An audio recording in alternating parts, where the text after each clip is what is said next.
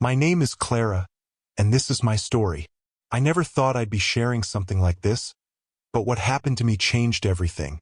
I used to live a life that looked glamorous on the outside, but inside, I was empty. I didn't know it then, but I was being used by the devil to destroy lives.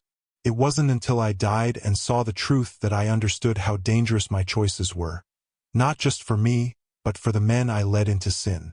This is my testimony of how Jesus rescued me from hell and gave me a second chance to warn the world. I grew up in a broken home. My parents divorced when I was young, and I never felt loved or valued. As I got older, I started looking for attention in all the wrong places. I discovered that men would give me what I wanted: money, gifts, compliments, if I used my body to get their attention. At first, it felt empowering. I thought I was in control. But looking back, I see now that I was just a pawn in the devil's game. I became obsessed with my appearance. I dressed provocatively, flirted with every man I met, and used my beauty to manipulate them. I didn't care if they were married, in relationships, or even strangers.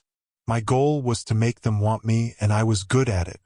Men would fall for me easily, and I would lead them into sin without a second thought. I thought it was harmless. I thought it was just fun. But I was wrong. One night I was at a party doing what I always did, flirting, drinking, and enjoying the attention. I didn't know it would be the last night of my life as I knew it. I had too much to drink, and on my way home, I lost control of my car. The last thing I remember is the sound of screeching tires and the blinding headlights of an oncoming truck. Then, everything went black. When I opened my eyes, I wasn't in my car anymore. I wasn't even on Earth. I was in a dark, cold place, surrounded by an overwhelming sense of fear and despair. I didn't understand what was happening at first, but then I realized I was dead, and this place, it was hell. I don't know how to describe hell in a way that fully captures how terrifying it was. The air was thick with smoke and the stench of burning sulfur. The ground beneath my feet was hot, like walking on coals. Everywhere I looked, there were people screaming in agony, their faces twisted in pain. I could feel their hopelessness, and it terrified me. I tried to run, but there was nowhere to go. The darkness seemed to stretch on forever. Demonic creatures surrounded me, their eyes glowing with hatred. They laughed at me, mocking me for thinking my life was just fun and games. One of them grabbed me and said, "Welcome home, Clara. You belong here." I wanted to scream, but no sound came out. I felt a crushing weight of guilt and shame, like I was being suffocated by my own sins. The demons started listing everything I had done wrong. Every man I had seduced, every life I had ruined. They showed me visions of the men I had led into sin, and I saw how my actions had destroyed their marriages, their families, and their relationships with God. One of the demons sneered at me and said, "You thought you were in control, but you were just our tool. We used you to spread lust and destroy souls. And now you'll burn here forever." As I stood there, paralyzed by fear, I felt something heavy around my wrists and ankles. I looked down and saw chains, thick, fiery chains that burned my skin. Each link had a name on it, and I realized they were the names of the men I had led into sin. The chains were a symbol of the lives I had destroyed, and they were dragging me deeper into hell. I tried to break free, but the chains only tightened. The more I struggled, the more pain I felt. I could hear the voices of the men I had seduced, crying out in anger and despair. They blamed me for their downfall, and I knew they were right. I had used them, and now I was paying the price. Just when I thought there was no hope, I saw a light in the distance. It was small at first, but it grew brighter and brighter until it filled the entire space. The demons screeched and backed away, covering their eyes. The chains around my wrists and ankles shattered, and I felt a warmth that I had never felt before. Then I saw him, Jesus.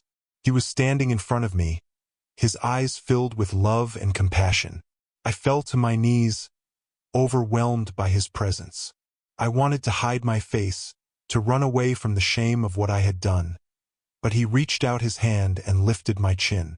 "Clara," he said, his voice gentle but powerful, "I have forgiven you, but you must see the truth." Jesus showed me a vision of my life, but this time, I saw it from his perspective. I saw how the devil had used my insecurities and my desire for attention to turn me into a tool for destruction. I saw the men I had seduced, their broken hearts, their lost souls, and the pain I had caused their families. I saw how my actions had led them away from God and into a life of sin. But Jesus didn't show me these things to condemn me. He showed me because he wanted me to understand the consequences of my choices. He wanted me to see how dangerous lust and fornication are, not just for the people involved, but for their souls. When the vision ended, Jesus looked at me and said, "Clara, I am giving you a second chance. You must go back and warn the world about the dangers of lust and fornication. Tell them that the devil is using these sins to destroy lives and separate people from me. Tell them to turn away from sin and come to me for forgiveness." I wanted to stay with him, to bask in his love and never leave his side. But I knew he was right. The world needed to hear the truth. I nodded, tears streaming down my face, and he smiled at me. "Do not be afraid," he said. "I will be with you." The next thing I knew, I was back in my body. I woke up in a hospital bed, surrounded by doctors and nurses. They told me I had been dead for several minutes, but they had managed to revive me. I didn't care about the medical details.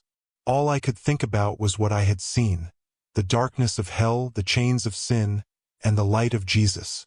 I knew I had to share my story. I couldn't keep it to myself. The world needed to know the truth about lust and fornication. They needed to know how dangerous these sins are and how the devil uses them to destroy lives. Since that day, I've made it my mission to warn others about the dangers of lust and fornication. I tell people that these sins may seem harmless or even exciting in the moment, but they have eternal consequences. The devil uses them to trap people, to pull them away from God, and to destroy their souls. I also want to encourage those who have fallen into these sins. There is hope. Jesus forgave me, and he will forgive you too. No matter how far you've fallen, no matter how many mistakes you've made, his love is greater than your sins. Turn away from sin, ask for his forgiveness, and he will set you free. My life is different now. I no longer live for myself or for the approval of others. I live for Jesus, and I'm committed to sharing his truth with the world. I know the road ahead won't be easy. There will be people who mock me, who don't believe me, or who try to silence me. But I don't care. I've seen the truth, and I can't stay silent. If you're watching this, please take my warning seriously. Lust and fornication are not just harmless fun. They are tools of the enemy, designed to destroy your life and your soul. Turn away from sin, turn to Jesus, and he will give you a new life filled with love, peace, and purpose. This is my testimony. This is my warning. Please don't ignore it. Thank you for watching this video. I hope you have been inspired and blessed. Please, if you have been blessed by this testimony, please like this video and please share to your family and friends to also help them hear this wonderful testimony. If you have anything to say concerning this message, please drop it in the comments section. Also, do not forget to subscribe to our channel for more content like this. Remain blessed.